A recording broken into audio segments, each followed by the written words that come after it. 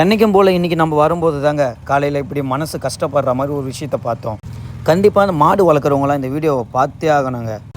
ஆமாம், வீட்டில் கட்டி போட வேண்டிய மாடை ரோட்லேயே விட்டுட்டு அவங்க பாட்டுன்னு இருக்காங்க. இதனால் அவங்களுக்கு பாதிப்பாக இல்லையான்னு எனக்கு தெரியல. கண்டிப்பாக வண்டி ஓட்டுறவங்களுக்கும் வண்டி வச்சிட்ருக்கவங்களுக்கும் தாங்க கண்டிப்பாக பெரிய பாதிப்பு. அது மட்டும் இல்லை, இந்த மாடுங்களும் பாவம். அதுங்க என்ன பாவம் பண்ணிச்சு? மாடு இடித்த வண்டியும் போயிடுச்சு, மாட்டுக்கு சொந்தக்காரங்களும் வரலை. இங்கே பாருங்கள்.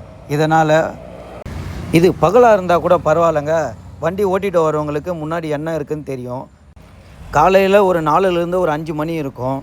அது மட்டும் இல்லாமல் மழையும் கூட, இருட்டும் கூட, வண்டி ஓட்டிகிட்டு வரவங்களுக்கு எப்படிங்க தெரியும்?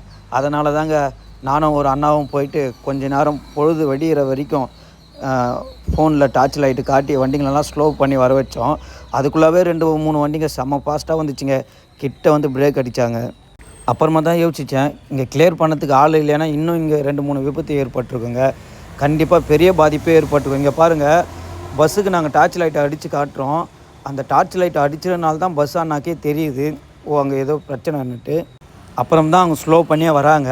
இந்த மாதிரி விபத்தெல்லாம் நடக்காமல் இருக்கிறதுக்கு மாடுக்கு சொந்தக்காரங்க மாடை வீட்டில் கட்டுங்க, சேஃபாக இருங்க. டிரைவிங் ஓட்டுறவங்களும் பார்த்து வாங்க.